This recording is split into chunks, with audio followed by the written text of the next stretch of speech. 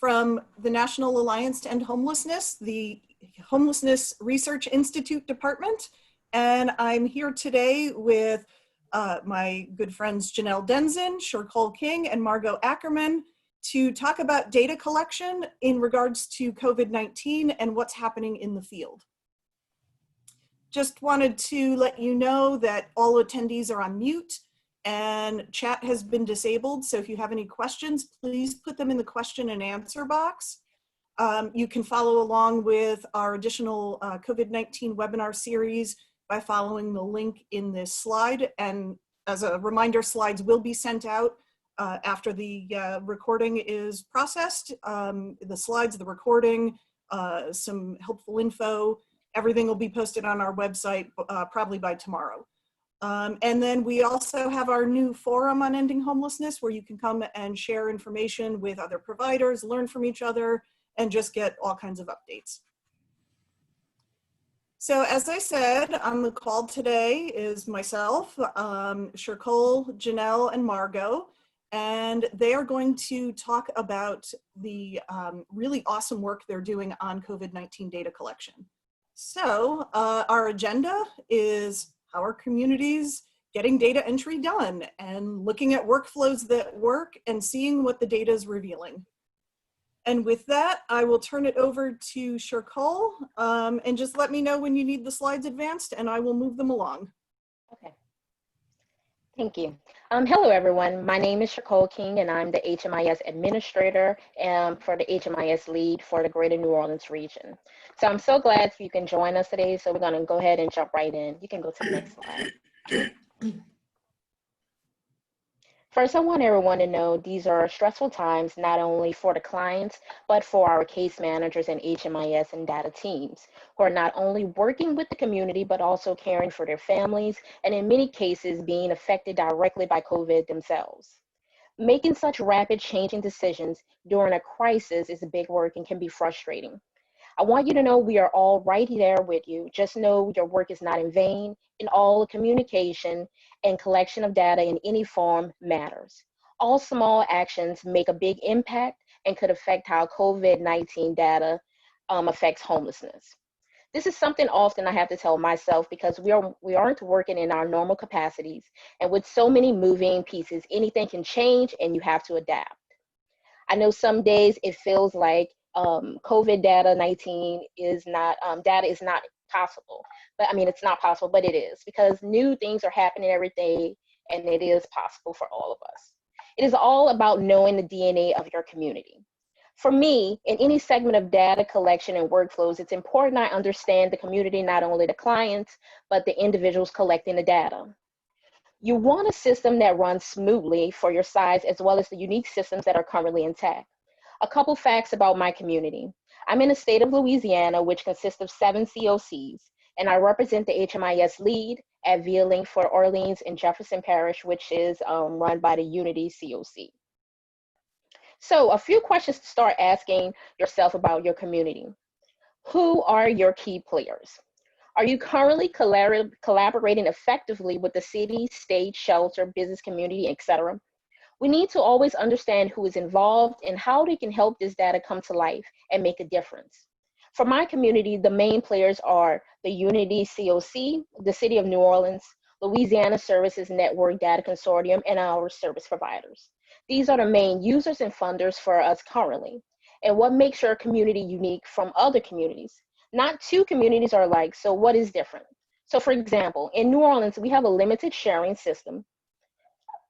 I'm sorry, you can go to the next slide. We have a limited sharing system in which only basic client profile information is shared between projects in New Orleans. Not just in disaster, but overall, we normally have to do things a little different.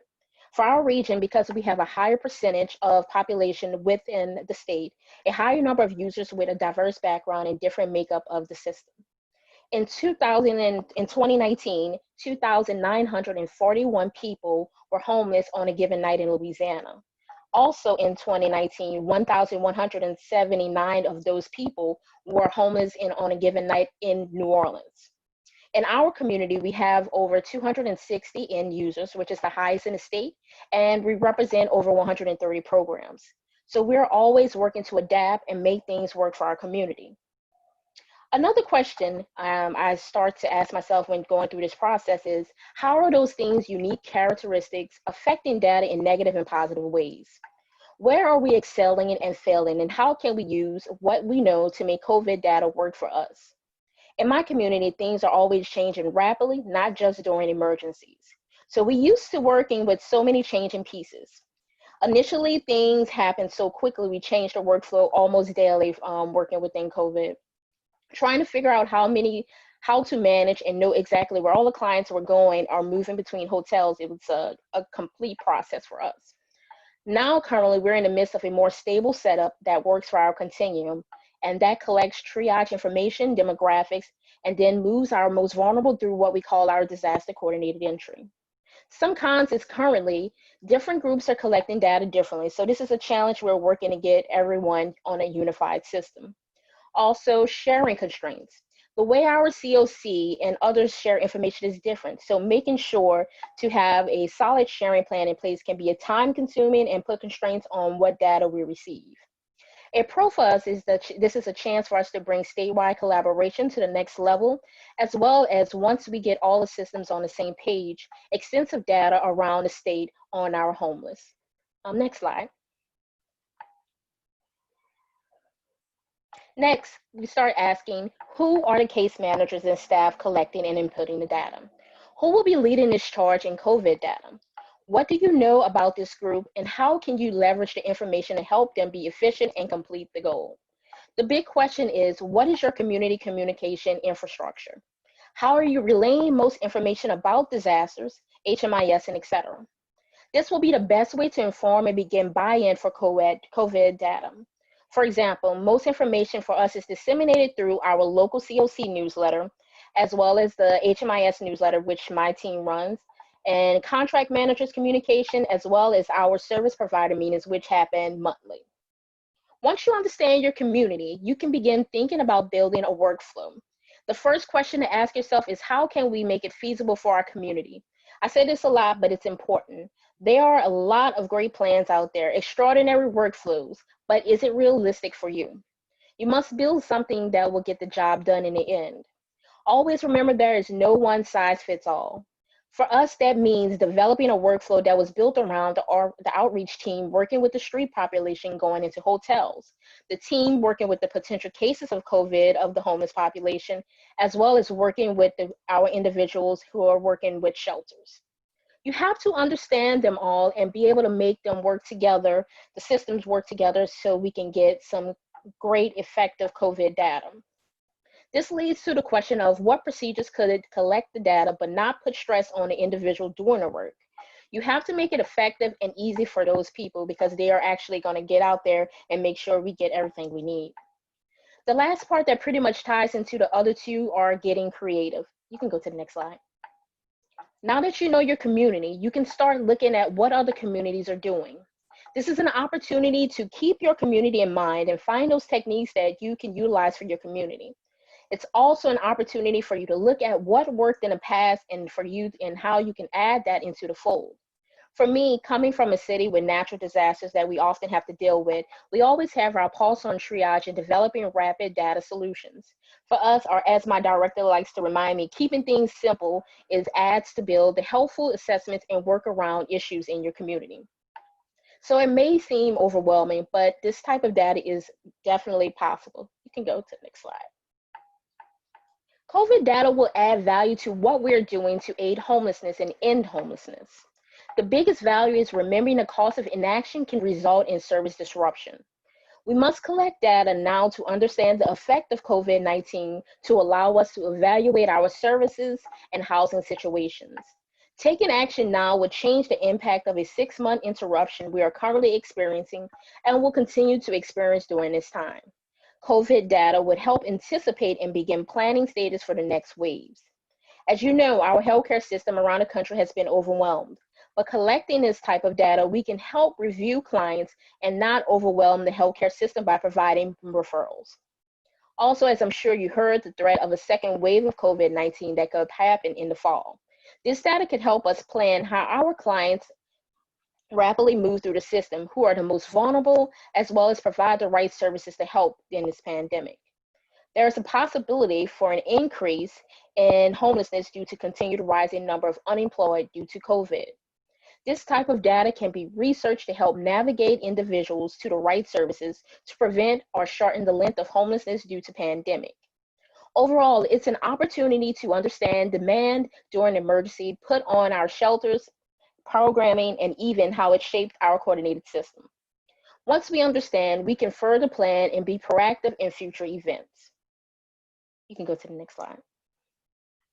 One of the biggest values, in my opinion, is the fact that we have an opportunity to zone in on the most vulnerable homeless living in place not meant for habitation. In many cases, these are the people you normally can't get to come into a shelter and who have limited access and whom we have had limited access to our data on. This could allow an opportunity to learn more about those most vulnerable street population and how we can work with them better in the future. For example, in our community, we have moved many of the street population into hotels, who many were individuals who did not go to our shelters or in fact didn't even have a client number in our system. Once the COC found giving them semi-private rooms was a way to keep them indoors and safe, we would have been able to house even more of this population. This is a time to begin triaging these individuals and potentially bringing them through the coordinated entry, as this is a chance for them to be more comfortable and open to sharing. As we understand the value, one big concern for many people is privacy.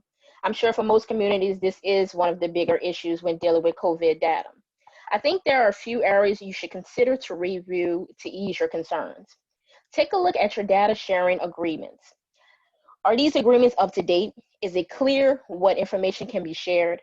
If it isn't, this is the time to get that taken care of. We want to make sure we have clear understanding of what can be shared. In many cases, such as in my community, sharing agreements are stricter than even what is detailed by HUD if working within HMIS. Once you understand your sharing agreement, it's a good idea to take a look at COVID data requests. Has your community deemed specific agencies privileged to COVID assessments and information? If so, you need to decide how this will be handled.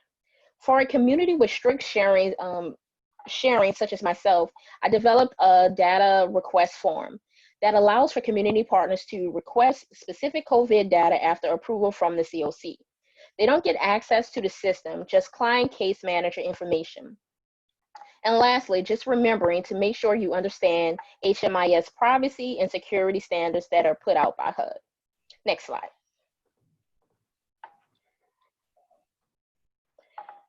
Something else that I wanted to discuss was about buy-in for getting this type of data put into the system, because as you already know, many of the people who are doing this type of work have already been feeling a little overwhelmed. I think the number one thing to always consider, no matter what the situation is do you understand your staff? Have you been actively communicating with them during this pandemic? When I say actively, are you listening to their concerns about the homeless, HMIS, and even their new lives? Do you understand what are some of the effects on their productivity and work currently? You need to understand them and listen to them and ensure that they understand that you care. Also, does your staff know what is going on locally? I think often the staff is last to know or only given small details about the plan. In a pandemic especially, I think it's important that they understand what's going on with your rapid response issues and more. The more they know, the more they buy into how to make this work and help clients through this pandemic. This leads to the possibility of you building workflows with them. You should not leave them out. They are doing the work, figuring out what works best for them, helps them to be more involved. They understand the realities and can help you develop an effective plan. We like to use our high-functioning end users locally who we know will give us great feedback. We let them test out new workflows to see how everything flows for them, and it helps us to get an even better viewpoint of how this is going to work when we actually unveil everything for the whole continuum. Also, building a training plan that works for your diverse group. The most important thing to buy in is understanding and training. Developing training that works for different levels of technical skills is important. The easier it is for everyone to understand, and more likely they will be ready to collect this type of data. Actually doing these things such as creating easy to flow COVID data training videos like Ohio did accomplish is something that is a great idea. It's easy to follow along and demand access if you have more readily available information for people to take a look at when they have some free time. Lastly, information. Pretty much what I've said this whole section is buy-in is all about providing information. The more they know and understand the importance of what what COVID data can do, the better and more buy-in that you can get. The rapid global spread of COVID-19 has brought about big data analysis tools in front and center and to begin monitoring and reducing the impact to this pandemic around the country. Not only does this provide an opportunity to reduce the impact, but also a chance to take a closer look at our homeless population and how we can use data to further not only their safety, but the ways we understand and navigate them through services. Thank you. I'm gonna move Thanks, on. Chercole. Thank you. And now I'd like to turn it over to Janelle to talk to us about workflows that work. Thank you. I'm just trying to figure out how to turn my video back on, sorry. There you go. Okay. Got it. And thanks, Chercole.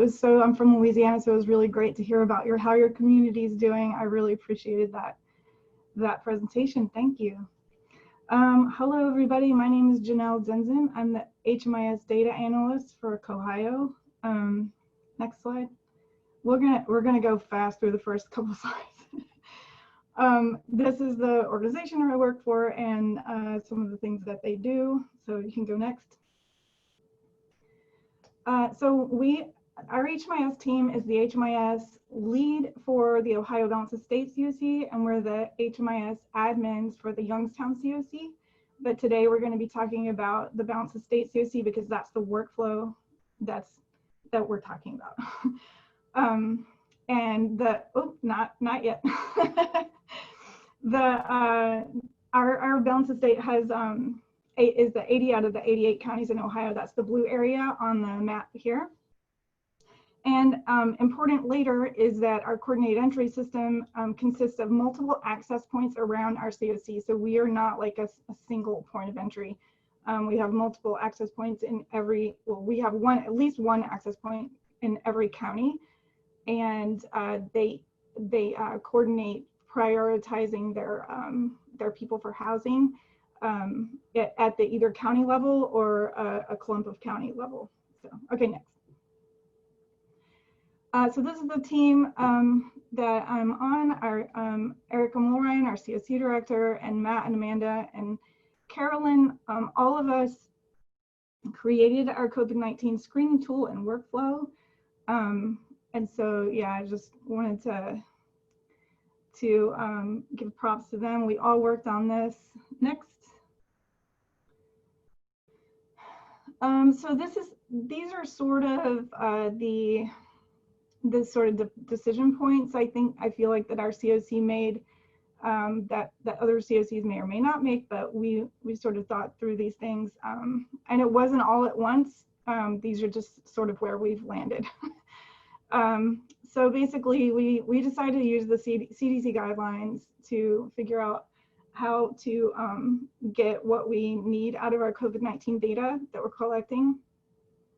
Also, we wanted our workflow to feel familiar, much like Chercole was explaining how like your users don't really have the capacity right now in all this to like fold in a whole new HMIS acrobatic, system or whatever that you might want to throw at them.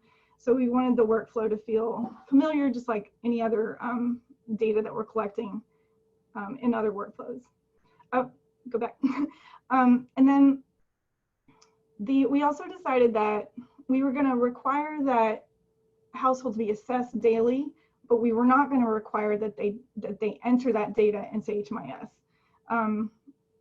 Yeah. And then the other piece that we decided, and this is, I'm always like the one like yelling about this, but it's to start with what reporting we want and work back from that as to how we're collecting the data and what our assessments look like. Next. Thank you. Okay, so the problems, besides learning to live in a pandemic, were that we felt out of our elements and simultaneously underwhelmed and overwhelmed with information. I remember those times, and we had put together a quick thing that we were gonna put out, but none of us really felt great about it. And we honestly hadn't gotten to that point where I had the 4 things around the circles. I mean, the 4 sort of decision points, we weren't quite there yet. And we were kind of paralyzed, truthfully, a little bit, before we could really put something out there. It took us some time and talking through what we really felt like was appropriate.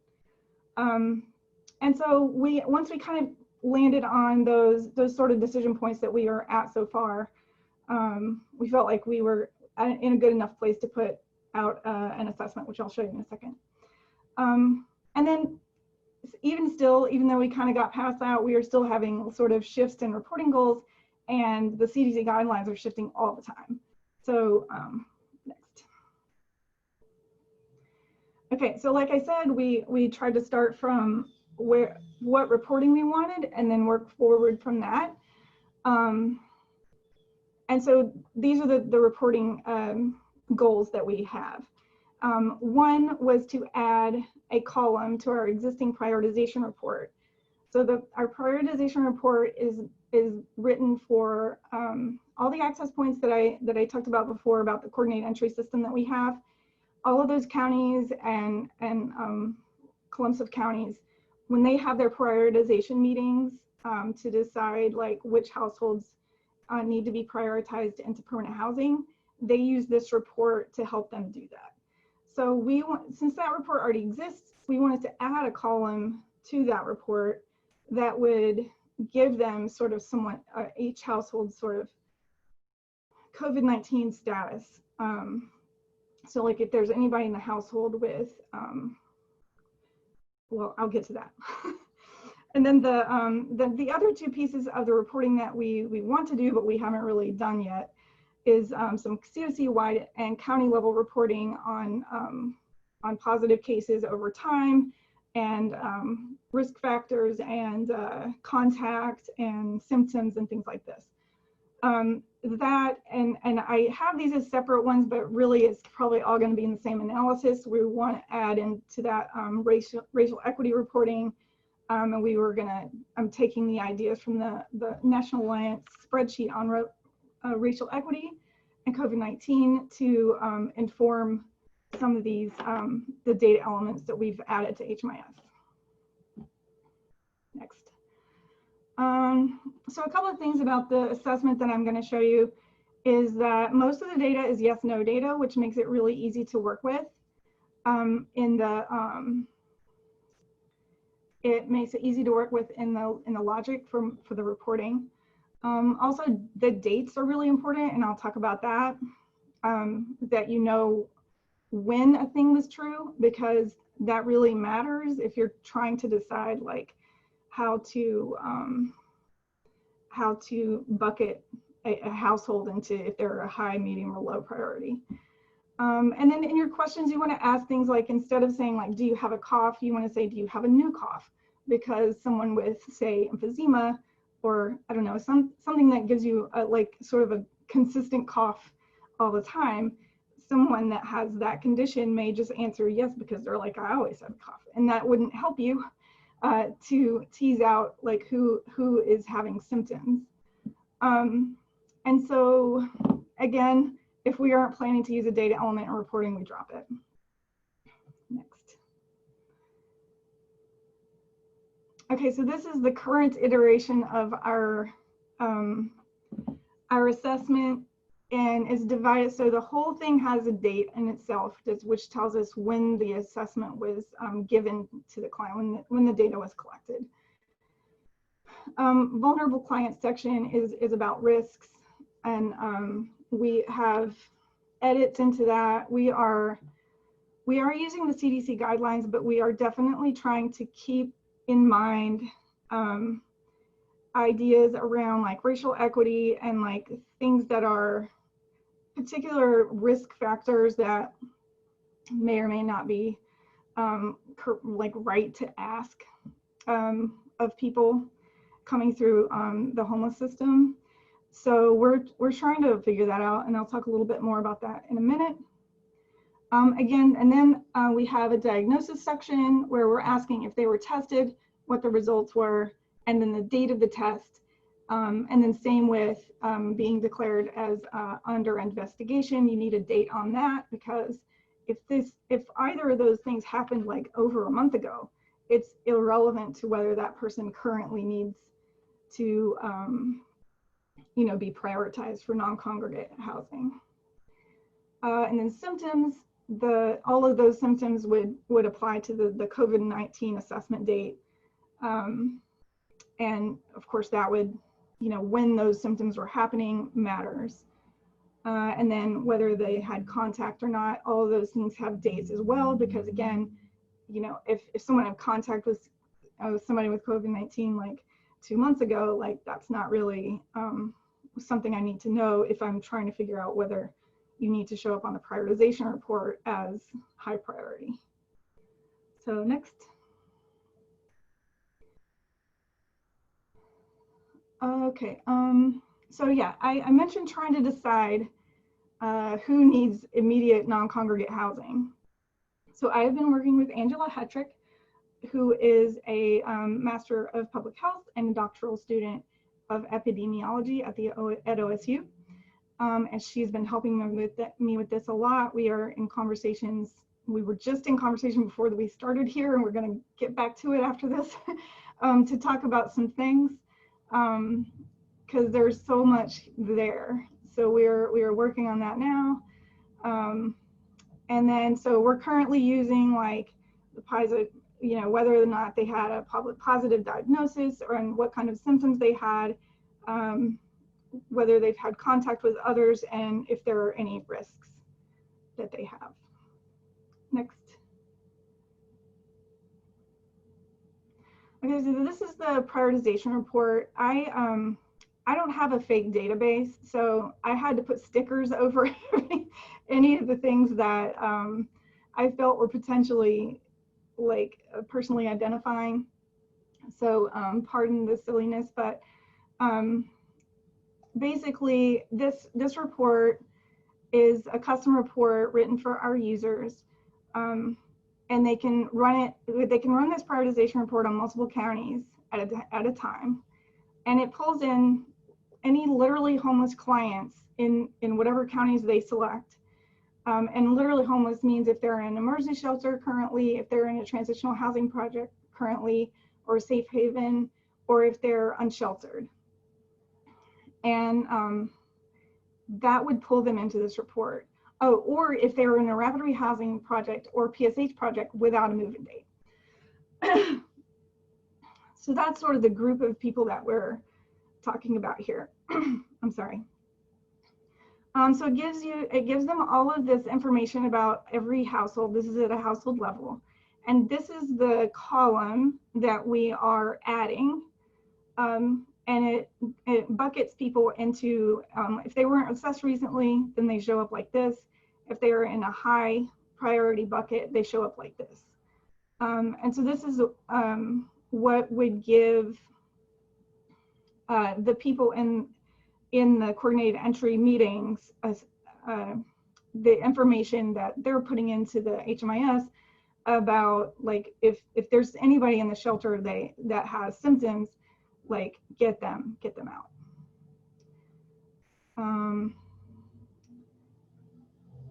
I think we can move on. Yeah. So that custom report and that whole system is written in R, and all the code for that is out on GitHub that we use to iterate our work and share our work.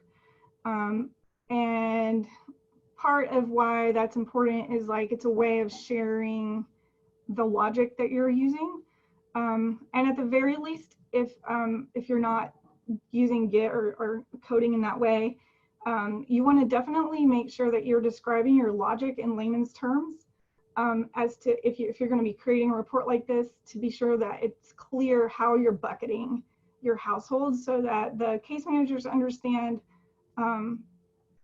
how your what your decision making what is around that, and what does high priority mean. Do you know, is everybody supposed to be just moved directly into rapid rehousing right away, or is it something else? So it just needs to be very clear as to what you mean by each of your buckets and how clients are landing there. I think that's it. If you want to go to the next slide, there's my contact information. All the code for all of this is there, and my email address if you want to contact me. Awesome. Thank you so much, Janelle. Thank you. And now I'd like to turn everything over to Margot Ackerman to talk about what data is revealing. Take it away, Margot. Thank you. My name is Margot Ackerman, and I'm the Research and Evaluation Director at Homeward. We're the COC and HMIS lead for the Greater Richmond Continuum of Care in Virginia. And like many of you probably, our on-the-ground work in response to the pandemic began on Monday, March 16th, with a big push to get people who were staying in a large encampment that lacked sanitation into hotel rooms where they could isolate. What we've seen in the Richmond area are opportunities to expand some needed services, inject some flexibility into the system, and make efforts to improve our response to homelessness. How we look at our success will be different than the way we did when it was business as usual, but we're finding a lot of opportunities within the chaos, and data is going to help us forge that path. Next slide, please. This is just a little bit of information about our continuum of care.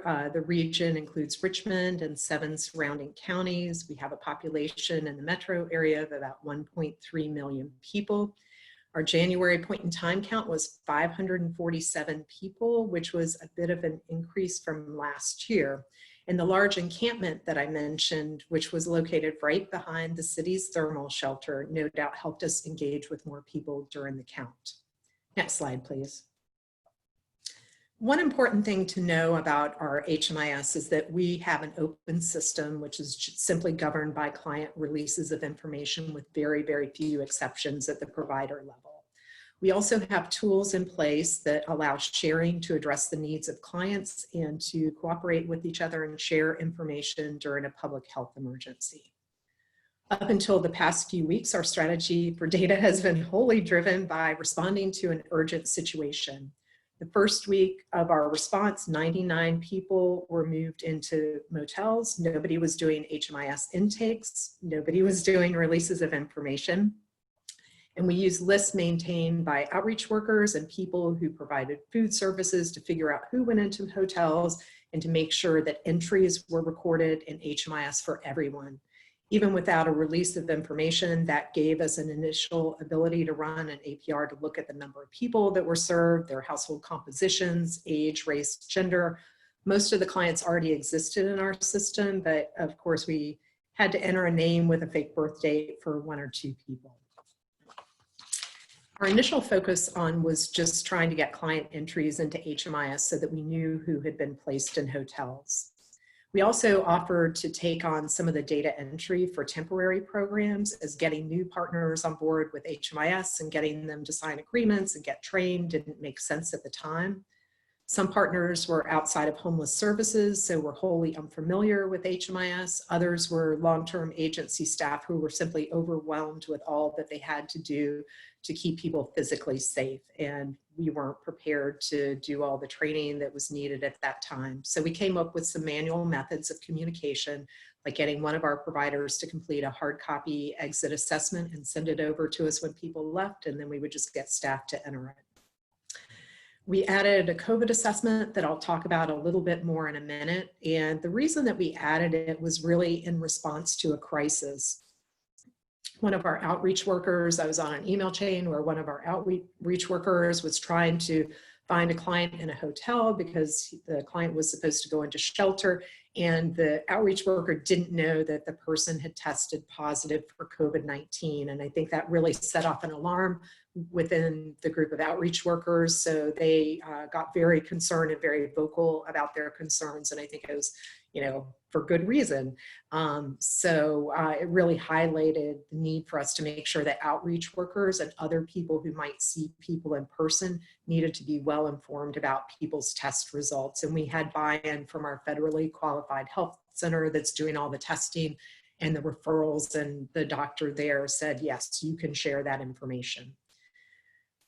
We found it easier to track some information outside of HMIS, like client motel stays, and integrate that information through reporting. And right after this webinar, I have one of my near daily meetings with outreach and staff to reconcile data and check on test results. Even though we entered people without necessarily updating all of their information, we're being really, really careful about making sure that everybody that we're serving is accounted for. Next slide, please. So this is our COVID assessment. It's very brief, but we added 2 things in HMIS to make sure that people were aware if somebody was supposed to be isolated for COVID or if what their test results were. So the first thing that we did was we added this little caution icon that you can see at the top that basically says, hey, you might want to check because this person is supposed to be in isolation. This is something that everybody can see of the client. The client doesn't have to have a release of information for somebody to see this picture in our system. And then the other thing that we added was this COVID-19 information page. So if somebody needs to know what hotel somebody's in, when they were tested or what their test results were, they can also see this information. And this is being entered at an administrative level. Providers are not doing this yet. Next slide, please. We also added several new projects and the saga continues. We developed 3 new programs. One was a place for people who are older or who had medical vulnerabilities, but then there are always these weird situations that you're trying to fit in and make sure you're accounting for that. So we had one of our shelter providers who normally moves from congregation to congregation who was unable to do that because the churches were like, no, you can't do that right now. That's too much of a risk.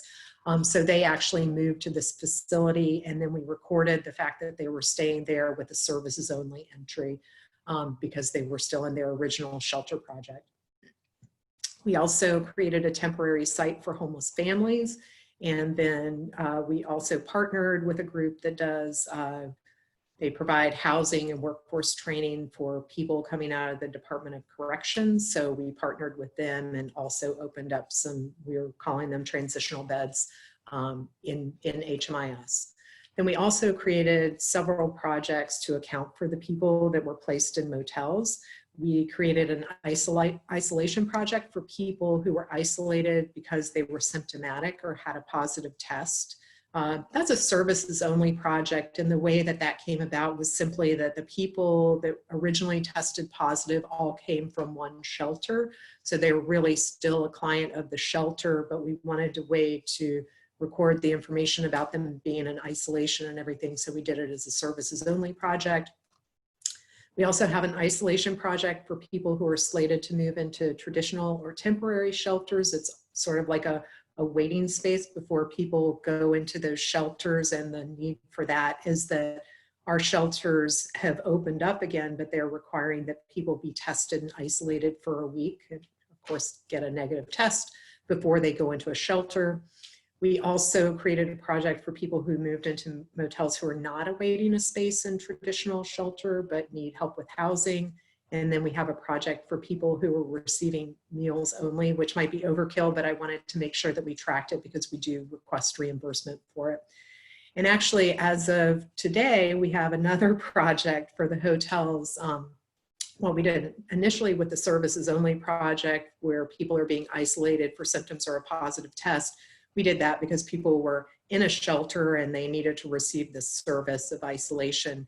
But we've actually, yesterday, we found out that another shelter has had several positive tests, and they're actually keeping the positive people in their shelter, and then they're moving the people out of their shelter who are not positive, and we want to be able to account for that too. So we're creating one other project as of today.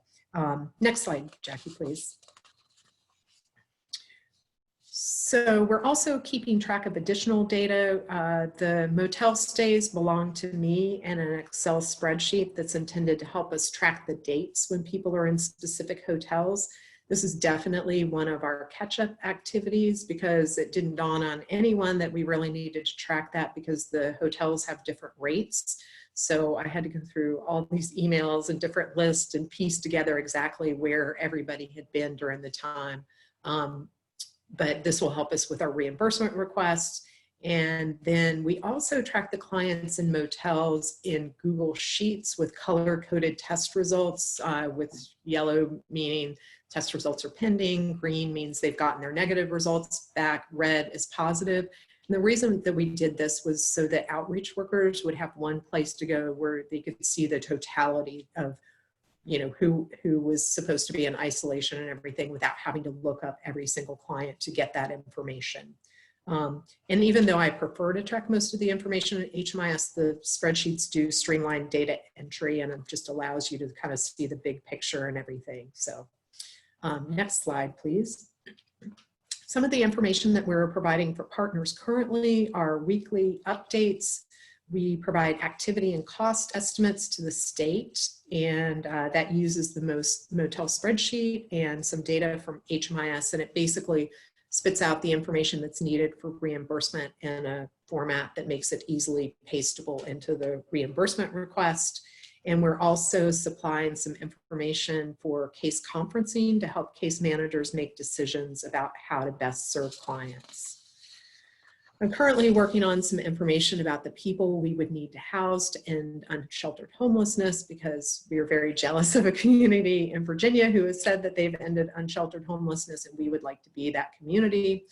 We're also looking at, during the first week of our pandemic response, we put 99 people in hotels. So we want to see where they are now, what happened to them, were we potentially able to serve people that we weren't able to serve before. We're also working on an exploration of system capacity and use by people who have been in the system for years, but we've been unable to engage. So they may have stayed in some low barrier, low engagement shelters, but haven't really been in a place where they're receiving services and case management. So we want to see if we've been able to engage more of those individuals with our response. And then we need to do a focused exploration of racial equity that we're planning to undertake with one of our university partners. So next slide, please. So these are some of the weekly metrics that I provide to give us a sense of where we are and what we're doing. So some of the questions that we're asking are how many people are being served in hotels and how many of them are being isolated because they are symptomatic or tested positive. That's the first chart there. So you can see that we are serving pretty few people in isolation. That is starting to go up.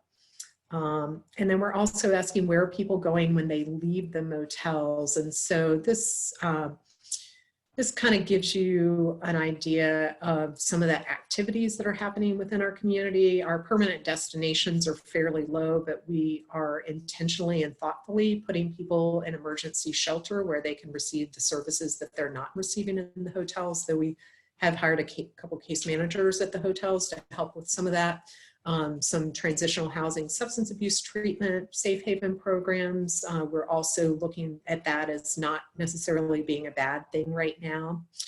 And then, of course, place not meant for habitation and don't know responses are not a success at any time. So those are sort of what we're trying to avoid. We also provide some data on rapid rehousing projects on the people that are in the project and those who are housed, have their lease, but that doesn't change that much from week to week, so I didn't bother to include that here.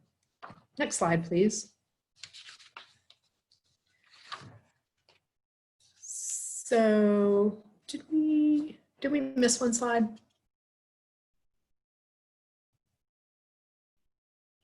Okay.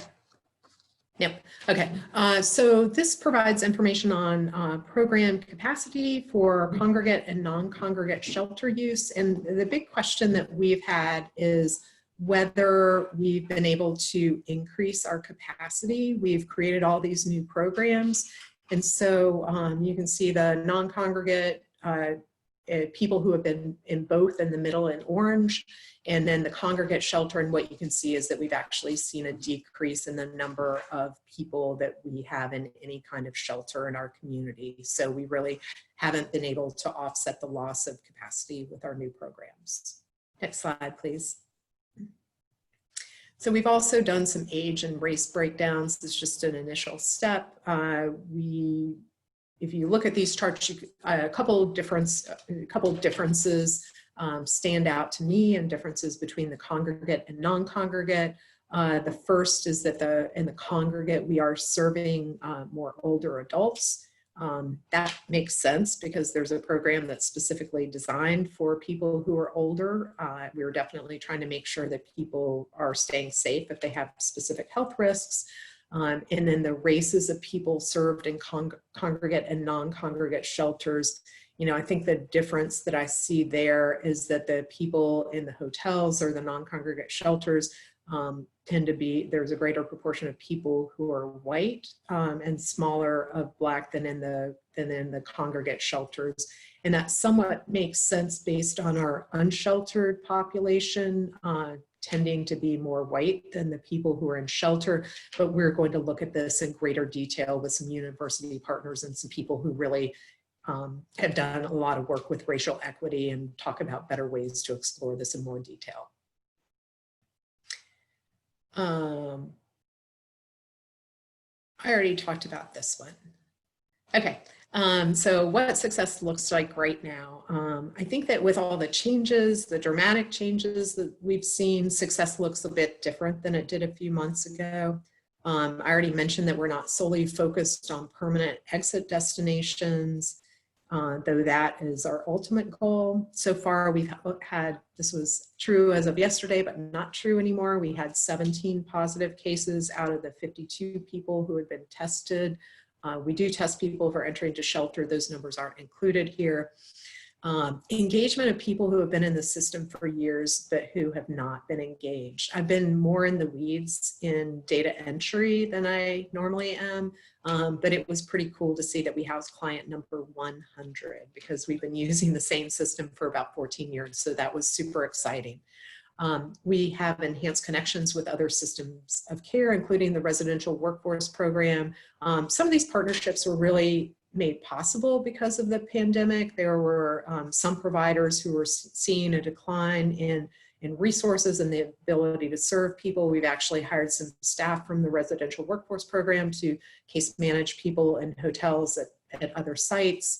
We're also looking at older adults, healthcare, housing opportunities and preferences for people who are homeless. But it's really been a great opportunity to get to know people who work in other areas and really see ways that we can collaborate with each other. We're also doing more housing focused case conferencing. It's, I think, more focused than it has been in the past. And then I think that the idea of how we have coordinated entry in our community, but actually getting to see how it works and seeing the following of the client from the very beginning and the different stages that they go through in our system, I think that has been really cool. One of the neat things is one of the HMIS admins is to go in and I'm going to exit somebody from a hotel because I know that they left today and I see that, oh, they've already arrived at the shelter because that entry's already been done. And it's really kind of cool to see those pieces fitting together. And it's also really amazing to see how people are working together. I think that the fact that we've all had to dive in so deep has really enhanced some relationships that have been problematic before. But we're all working towards the same goal of safe and stable housing for everybody. And I'm really excited about the opportunities that have come out of this, and that data is going to be what shows us where we were able to make a positive difference. That's it. So thank you so much. I'm now going to open it up to everyone to submit some questions. Please use the question and answer box, and we will answer your questions as we see them. First question is actually actually, Hey, Jackie, you're breaking up. oh, sorry. Okay, so can you hear me now? It's kind of like spacey sounding. Okay. Question on the hotels then? Yes. Okay. Okay, so this is for all of you, since you've all talked about using hotels and motels as non-congregate shelters. Can you talk about the work that your communities have done to persuade these hotels and motels to have people come in? Sure, Cole, we can start with you.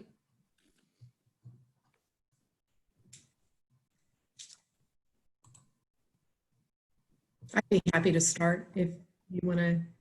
Yeah, okay. Okay, go ahead. So we actually, hotels and motels around here, we're not working with high-end hotels, although some of them are pretty nice, some of them are not. But the opportunity to have that much business at a time when their business was down so much, I think was a really big deal. I think introducing them to some of the players involved was also helpful. The one hotel where we do send all of our positive clients, the owner there knows when people are positive. He knows that they're required to take precautions and everything like that. So that, we were pretty open about what we wanted to do and everything. And I think that having access to the doctor to get her advice on what they need to do about cleaning the rooms. They're not cleaning the rooms while people are sick. When somebody leaves after being isolated, they wait, I think, a day or two before they actually go in and clean the rooms with full PPE, which they're able to get through the connection with the doctor. But I think like having access to the people that are making some of the decisions and doing some of the work and, experts and everything, I think has been really helpful. Great, I thank think you. it's been, I'm sorry. Go ahead, Trickle. I think it's been pretty much the same here. It's just been a thing of a lot of the rooms there, they don't have their normal capacity. So there are probably some hotels and motels are probably a little more easy to work with because they're, they need a profit coming in. It's been one thing. What I know is that we also have some places that actually came to us and have people who are just been connected to these hotels who've been working with them just to get more buy-in and them to understand the process and, let them know that this still could be a safe, situation for the homeless coming in as well as for their hotels and motels. Great, thanks. Janelle, how about for y'all? I mean, that's a big community, Ohio Balance of State. Yeah, I can't really speak to that. I just write the reports. It's such a large geography, and the people that are on the ground that are organizing at the county and like I said, multiple county level are the ones that are handling that piece of it. Great, thank you. So another question that we have is about getting folks to enter data. So can each of you talk about, as you've made this shift to, I mean, it's hard to get folks to enter data anyway, and now there's a whole other kind of data that folks have to enter. Can you talk about the challenges to getting people to enter data, and then how you've kind of overcome those challenges? Sure, Cole, we can start with you.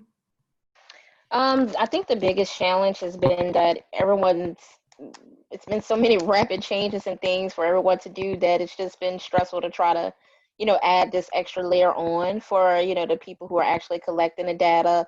Also, a lot of them, some of them are still not back in their offices, or they actually have been tested positive. So, and that also might worry other coworkers who might have to be, experiencing things. So I think a lot of the environment has been the bigger issue to get people to buy into doing it. But I think the biggest thing for us has been just making sure that we communicate with everyone about what's going on and what we're trying to do and how this data is going to help get to the next level. Has been the best way we can do it. And also just working with them. I think the biggest thing what we always try to do is to make things as simple as possible for the caseworkers or the people or inputting the data, so they don't feel like this is just an extra layer onto their workload of thing, you know, just one more thing that they need to do and complete. We just want to make things as simple, just so, you know, they can get the information and we can actually still be able to analyze what we need. Great, thank you. Janelle, how about for y'all? Well, we experienced users asking us for a plate, you know, in that week that I talked about where we were kind of paralyzed and didn't know like how to proceed. We had users asking us for that because they wanted to see that data back. And that's really our tactic, basically, is that once that column gets added permanently to the prioritization report, they're going to have a reason to add that data, and they'll want that, and then you make them want to, and then they'll do it. And we also made it not required, because as long as they're assessing the people and doing what they know they need to do on the ground, that's what's the most important thing. And so we are not forcing that issue, but we are giving them reason to hopefully want to. Great, thank you. Margot, how about for y'all in Richmond? So my strategy has been to ask people to enter the data, and if they argue with me too much, I say, okay, I'll do it, because I really, really care about making sure that we have that foundation. You know, some of the data that we're entering is really not at the project level, it's really at the client level, so I don't mind doing that temporarily, though. I mean, at some point I'm going to want to get out of that, but really for providers that we're already working with, most of them are already pretty good about doing their data entry and everything. But for the new programs, if we needed a staff member to take it on, we did that. We also have people that are getting referred by the federally qualified health center doctor straight to the hotel. They may or may not exist in HMIS. We have our homeless crisis line staff who will actually call people and do an intake so that we can have data on those individuals that we're serving and everything if they didn't exist in the system before. But I've just been like, this is the most important thing in the world, that we at least know who we're serving. And if nobody else is doing it, if it falls to me, I'm totally cool with that, because I care more than anybody. In Richmond, I know you guys care a lot too. That's awesome. Thank you. So Margaret, that kind of leads me into, you can stay unmuted because I'll start with you for this one. And this will be the final question because we need to wrap up. You mentioned the community in Virginia that has effectively ended unsheltered homelessness as a result of this crisis. That's Fredericksburg COC.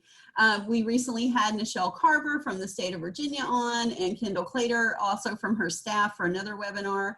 And Nichelle said this really inspiring thing about, you know, we're going to make the biggest vat of lemonade from these lemons that the pandemic has given us. So I'd like for each of you, just really quickly, from the data geek side of things, what's the thing that has happened here that you want to move forward into the future, the post-pandemic world, that's changed in the way you're going to do your work? I think for me, it's really that focused attention on what is happening to this person, like this individual person that we're really trying to follow and care about what their next step is. And if somebody says, oh, you know, they're exiting to the street today, somebody else is saying, no way, we shouldn't be doing that. You know, like people stepping up for people and saying it's completely unacceptable if there's an 80-year-old man on the streets. That is completely unacceptable in our community. So I think like that level of caring and kind of following through the whole story, I think is really going to take us far. Awesome, thank you. Janelle, how about for you? What's going to change moving forward? I feel like I always struggle with these kinds of questions.